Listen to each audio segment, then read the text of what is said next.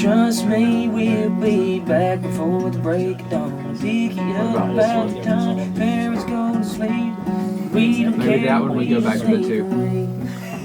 Well, there's some, or do we even do it? So after midnight, ever since I bought a house after I got married, Gary and I would get up at the house like every at least other day, and it feels like. And there was this one like stretch of like a couple of weeks where we had this idea of like, hey, let's just write a couple of like really good choruses, and we had never really written like that.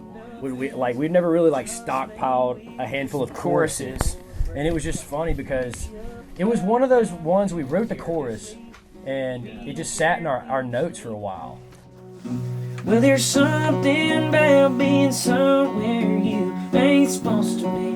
You ain't burning down night. Well, there's something about these small town roads. We can talk about that later.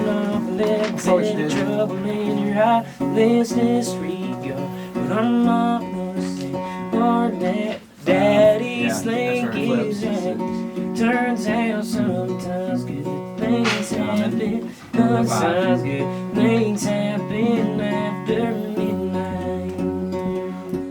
It was just kind of ironic because we were sitting down and we didn't have anything one day, and we went and actually sat down with our buddy Adam Hood, and who's the greatest, by the way. You guys should look him up. But we had this chorus, and we were like, hey, dude, we haven't finished this yet. Like, let's do this. And it was one of the second. We wrote two songs that day. We wrote Wrong Side Goodbye. Yeah, Wrong Side Goodbye. Two songs that made this record we wrote in a 3-hour span. Yeah. And with Adam, and so. We drank like a gallon of coffee and just sat down and like the last 3 times we've written with Adam, we've written 2 songs every time we sit, and so it was kind of a cool thing. Like I think we need to revisit like that process of like, because I mean if you think about it, what people sing back the most is choruses, so might as well just get some make those the best. Just some bomb ass choruses and then just sit on them, because like you never know what a third writer can bring to the table. Right. And so that was one of those things. It's kind of like, the blueprints are already made. If we got the chorus ready, all we got to do is just fill in the gaps. And so the solo, I think. Yeah. Twice. Yep. 2 times they're like that. 4. Yeah. Well, there's something about being somewhere. Yeah. It's gonna have like it's not gonna be so like. It will have that 4 on the floor, like really. How energy-wise, like on a scale of 1 to Avicii, like where are we? 1 to fist pumping. Yeah, like. I mean, I want it like. Because they not out the gate. Like I think it should be like a. I mean, maybe it might be cool to do. Could we just go into the song, Ryan? 1, 2, 3, 4. They say I. All right, what do we need? Something like a. I feel like you do an intro. Okay. Yeah, I mean that's kind of being a part there. It sets up the mood. Maybe not one time. Yeah, that's what it sets up time third. Guitar. Yeah, bands out, just acoustic. The outro. Just still didn't answer your question. No. So, because I can hear it like several different ways. Because I want it to be. I don't want it to just be like a mellow song. Yeah, no, I think I want it to be. It needs to have some energy. Well, there's something about being somewhere. I wouldn't say Avicii though. I would say like an 8. Yeah. But yeah, that's one of my favorites. If I had to say, like, if any of these songs worked on country radio, which we probably won't be on, but if it was, it'd be this song right here, After Midnight.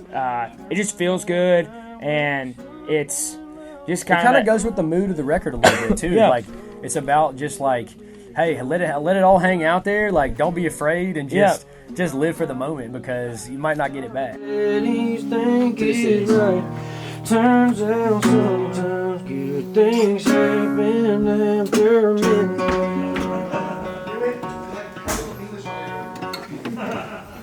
If you mic it like in front of there, it'll sound way more like dobro-y. But if you mic it like kind of more just like a regular acoustic, it just sounds. It's kind of a vibe, dude. It's a vibe, yeah. Yeah, and so like, all my parents. I had a curfew when, obviously I was like. What was your curfew?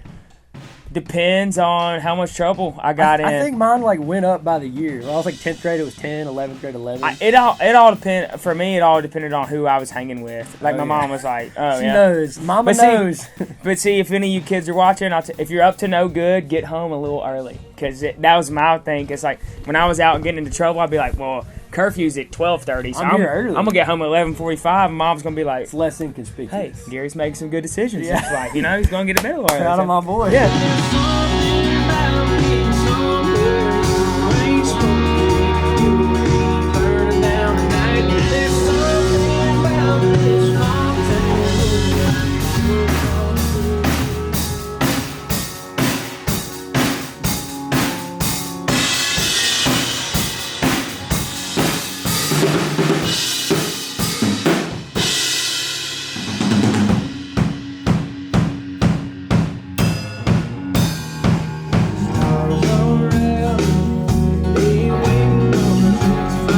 Next on 95 KSJ, your hometown boys, Muscadine Bloodline, with their brand new first single to radio, After Midnight. I really love this song. It's kind of got this almost like a do-si-do feel of. It's really country. Yeah, it is. Like of all the songs, I'd say it's the more country. A lot of acoustic on it. Yeah, a lot of more acoustic on this record than we've ever done, to be honest. But it was kind of a cool thing because I think that's one element that a lot of people are what we were kind of trying to I feel like sometimes get away from acoustic guitar just brings it all back together, and so played a lot of acoustic on this record, which is not usually common for us. So. It'll be fun. But yeah, After Midnight, good things can happen, and I hope y'all like this song. So here it is.